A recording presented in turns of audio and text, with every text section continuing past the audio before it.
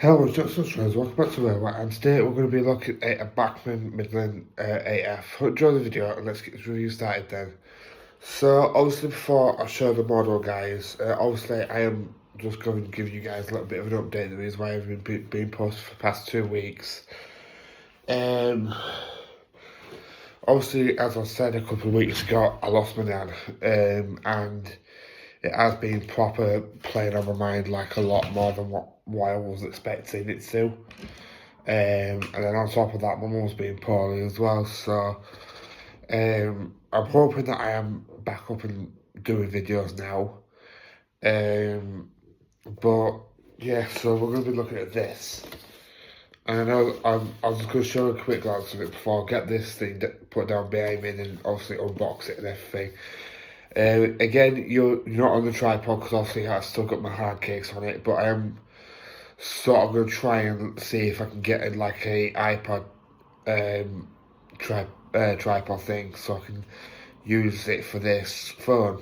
So enough of that. Then we're gonna get this unboxed now, and then I'll talk to you in a bit then, guys. Alright, I'll talk to you in a bit.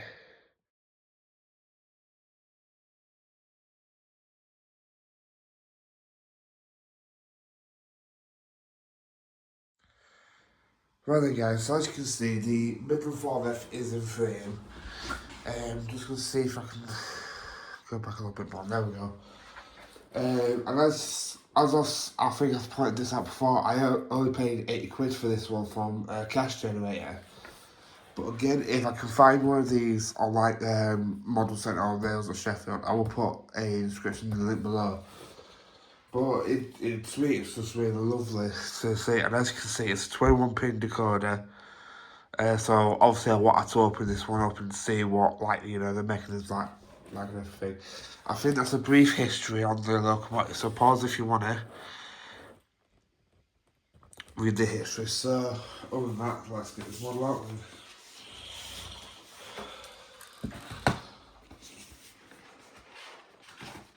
Right then, so before we look at the model, we're going to look at its instructions.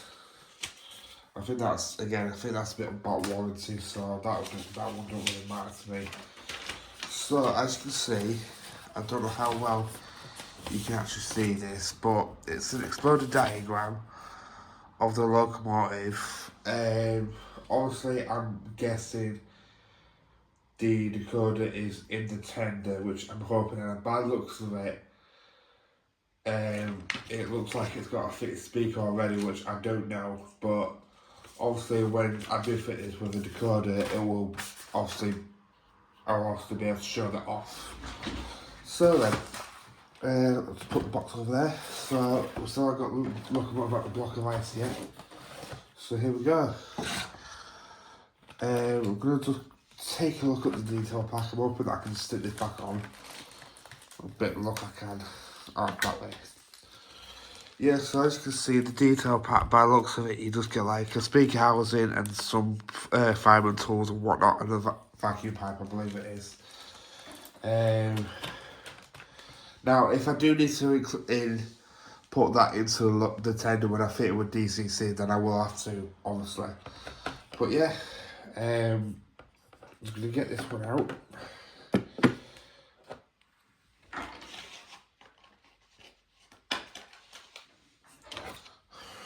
And again, it is the weathered one, which I'm not going to lie, I do actually love the way this looks. The way that the weathering is.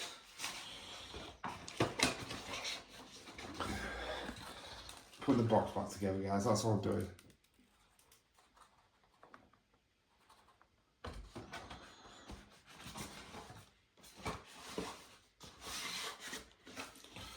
Right then, so, oops, no, there we go.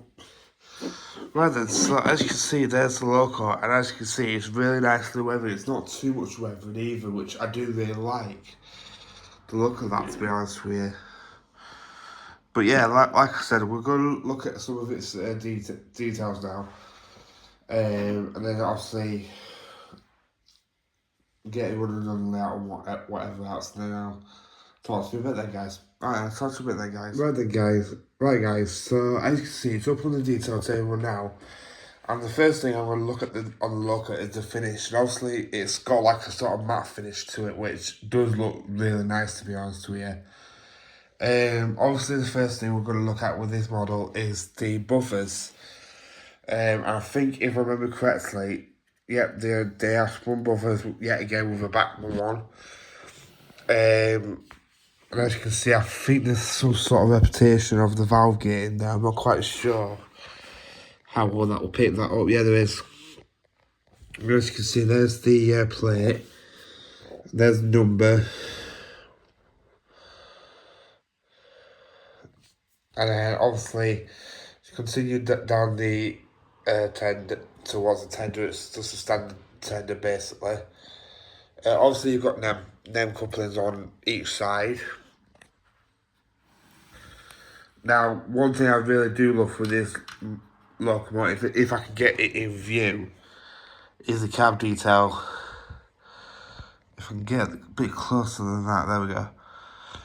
Now, the cab detail on this looks really cool, to be honest with you, and really detailed. In fact, is that open? No, it's not. I thought that was like, so you could open it, but it's not. But yeah, I haven't had any issues with this model, touch wood. And as you can see, there's the back with the same like detailing. Spun buffers obviously at the back. And I spin it round. And obviously there's the BR logo. And I was saying this to one of my friends at my train club, to say that, you know, we think that the British Railway locomotives are kind of dull, well, livery are dull. But the thing is, with those locos, you can just weather the heck out of them. I mean, I've got 2 locomotives in my collection what's weathered to heck. In fact, I think I've got 3.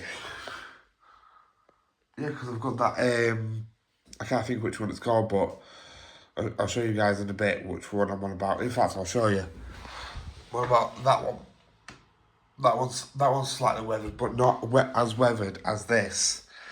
So what we're going to do now then, guys, is we're going to go up onto the layout now, and we're going to test some of its slow speeds and whatever else. Alright then, talk to a bit then, guys.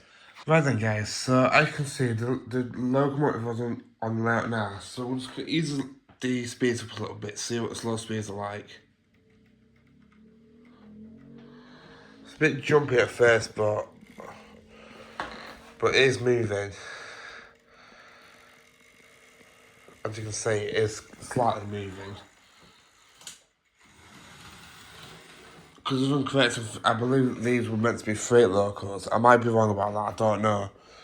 But if that's the slow speed, then fair enough. I mean, obviously, I will do what I always do with these reviews. I'll always test the locomotive, run it around for a few laps, and then I'll also test it again. So maybe we'll class 50 out the way so it don't glide into it. Put it like that for now. So yeah, obviously as you can see, it's got quite a variety of trucks here. Most of them have got the little couplings rather than the big ones. So let's see how the locomotive will couple up. Wrong way. Let's see how gently I can get to the couple. It'll be all day if it doesn't all the way up. Bear in mind that's for a pedo wagon as well. I haven't reviewed that one yet. I don't think I have. One. Yeah, I did kind of have to help it along a little bit there. Yeah, it's got on, but surprise, surprise, some of the wagons come disconnected. Right, so let me just move those up a little bit. Oops.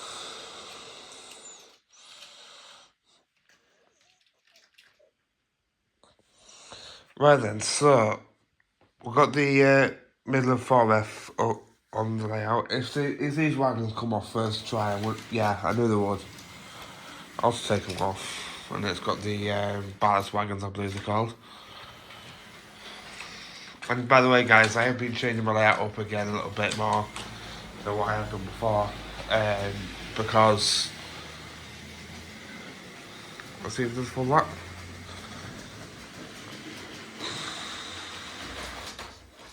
No, it just decides to go on. What's it always seems to do that every time I'm videoing though?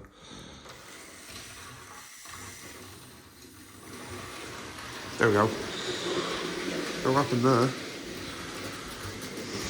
If it doesn't get, oh my god. It's just dropping the wagon off one by one. If it does it again, then I will have to switch the other way, but I can't really see why it would. No, it hasn't done. I might have put it all wrong. Now it's down to 3 wagons. Don't worry guys, I won't put the wagons back on after it's run around a little bit.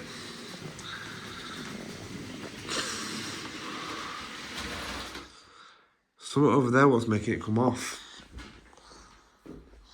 But I don't know what though, because it's been running fine.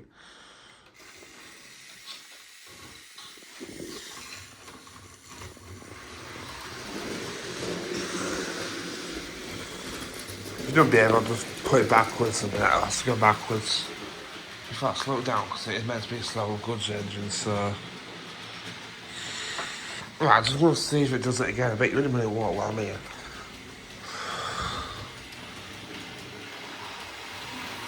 Nope.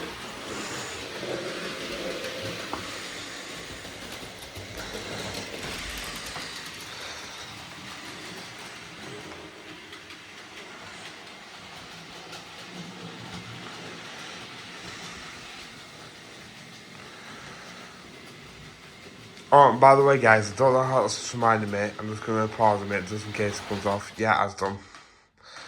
It's kind of loud. I'll let have one more lap, then I'll turn it around, and then we'll do. Well, obviously, I'll do scores first. Obviously, if you guys know, Traywood have announced that the Bachmann Netflix station will be coming back into the range. And obviously, yeah, sometimes I do get people going to me, will you be getting another one to... Well, obviously, people that ask me, but I am going to get another 2. So I can extend that Netflix station to a bit longer platform. Anyway, so we'll just... So rather than it just being like there, I'm going to try and have it come up to that end, all the way to that end where before the curve. But anyway, let's turn slow speeds again now. Let's run in for a little bit. Oh wow! I'm not expecting that at all. So slow speeds are actually going to get a good score. 5 out of 5 for slow speed, definitely. Performance, sorry. In fact, no, I wouldn't give it a 5 out of 5 for performance because obviously it wasn't down to the locomotive's fault, it was down to my track work. So performance, a 5 out of 5. Detail on it. The detail on it is just amazing. I mean, I do kind of wish that at least, I don't know if the running plate's made out of die cast, but I'd love it if the body was made out of die cast though. That would just be amazing. So for detail, at least a 4.5 out of 5. Another thing what I don't really like about this one, instead of having the 2 tender to local drawbar, I don't know if it's the tender, yeah, it's the tender, but there's like a little hook rather than a screw. I know some people prefer that one, but I'm just scared, not for my sake, but obviously for other people's sake, that, you know, who might handle this wrong and they'll just yank that out, if you know what I'm saying. So I would say at least a 4.5 out of 5 for detail. It's still amazing detail, don't get me wrong, but I'd love it to have a die-cast body and a better coupling solution for it to tender to drawbar. What else is there? Power. I think I've had this pull up to about 10 coaches maybe. Obviously I haven't really tested that because I didn't. So I would say at least a 4 out of 5 for now, because obviously 10 coaches for a 4F, obviously it is a freight locomotive anyway. So yeah, value for money then. I only paid 80 quid for mine. And it's a really good runner. Obviously, I got it from Cash Generator in Barnsley. And funny enough, the guy said to me, "We'll keep you updated if there's any more what coming." I'm like, "Fair dues." So yeah, I do really love this locomotive. But what I'm going to do now is I'm going to just pause it here, sort it all out, turn it around and everything so it doesn't derail, and then we're going to have a few more laps. All right, I'll talk to you then, guys. Well then, guys. Oh bloody hell, it's derailed massively. It really does anything. Whoa, slow down. Right, I don't really know what's causing this to do this. For crying out loud, sorry guys. Right guys, I'm just going to take it nice and slow to start off with. Just see if I can notice where the problem is. Well then again, it was going a bit speedy anyway, wasn't it? It's there. Let's see if it continues. Yeah, it's there. It's around there. That's what the problem is.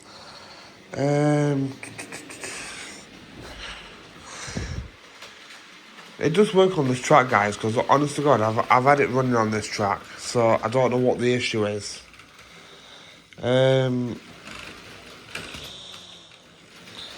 Right.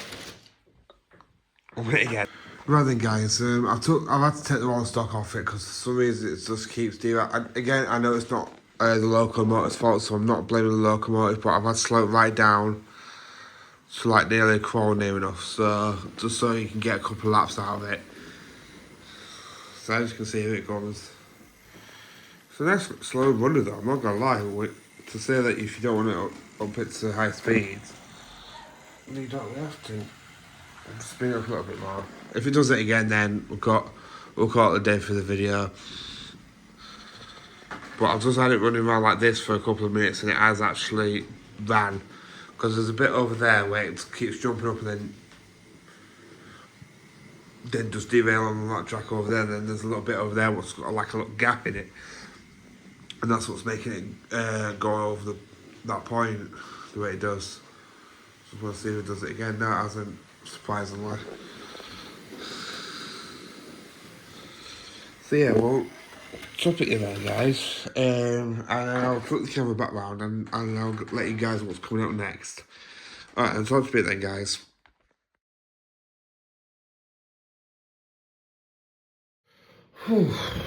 Okay, guys, what a bloody headache.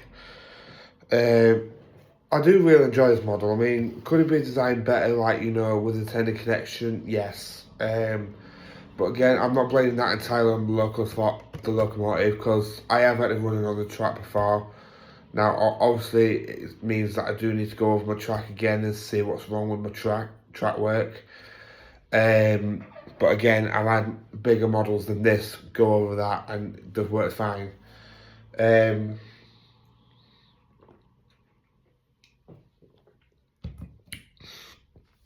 Yeah, but what the bit with the tender, what I'm on about is if you look at the drawbar, it's just hooked on, and it doesn't take much imagination what could actually happen with that loco if, you know, kids got hold of it or something like that. This one will be getting the HM7000 put into it, by the way. I don't know when, but I might do a quick video on how I fitted it into the tender and whatnot. It is a 21 pin, so I don't have to mess about with any wires with a 21 pin decoder. If it has got a built-in speaker with it, then that'll be even better, because then I don't have to mess about getting a new speaker. What was I going to show you guys? But I mean, then again, me talking about the tender, and I think this is on all models of this, it actually does say caution. The locomotive and tender are linked, lift both together from the packaging tray, so obviously you have to lift them together, so you can't just lift them one by one. Which is fair enough, obviously, because obviously you do that with any locomotive anyway, so. But as for what's going to be coming out next, I really do want to get that Hornby versus Bachmann Ginty video put out. So is that the Bachmann Ginty?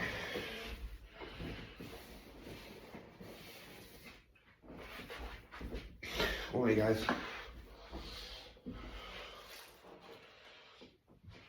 So yeah, these two Ginties here. So you've got the Hornby one, which is the maroon red, and then you've got my Bachmann one, which is in weathered BR. And obviously, like I said, I do want to get that video put out because it was just an idea. Another video idea, what I have considered on doing. Obviously, I have nearly got most of the Thomas characters now. I've got Mavis, Burr, Spencer, and Paxton, and I think there's two others as well. To get other than, and then also on top of that, I've got the repaint ones to get like Red Rosie, Bisbee James, and so on. But a video, this might be a big video actually. But what I'm wanting to do is like show what Bachmann started off with compared to what they've got now. So like go through the different models over the years, like describe what people might not like about and what people like about some of them and stuff like that maybe. If you guys are interested in that, then let me know down in the comments below and I will take it on board. And another thing I've got to say, to whoever watched my Stanley video, my Batman Stanley video, thank you so much for people who's watched that video, left nice comments, liked the video, and I've even got more subscribers from that video alone. And then another one what's really took off, I think it's 1k views now, and that was my Bachmann Percy versus the N-Scale Percy. And surprisingly, I haven't told my girlfriend this yet, but that video idea was actually her idea.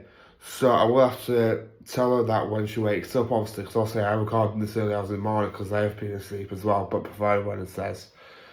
But to say that we're nearly on 440 subscribers, we're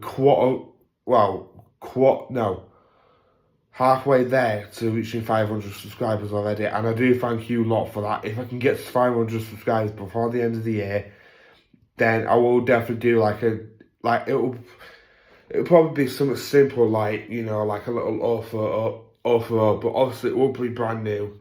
It won't be a pre-owned one, it will be a brand new one in box and everything like that.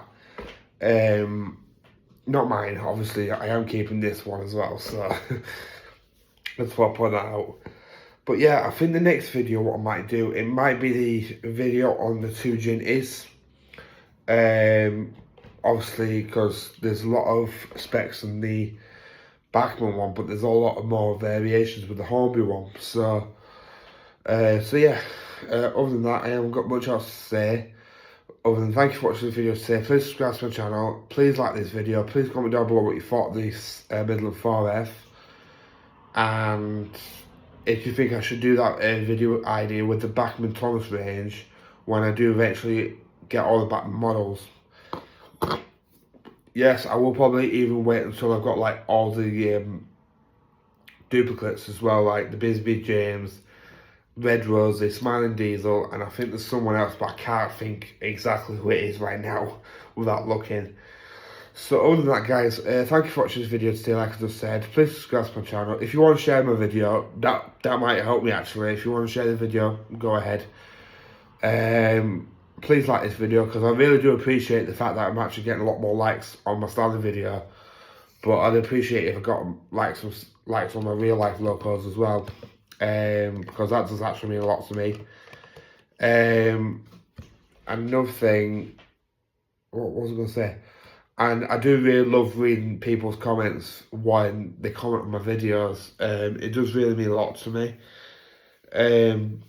But yeah, other than that, I guess I'll catch you on the next video, which will be the Ginty video, which that might be coming out.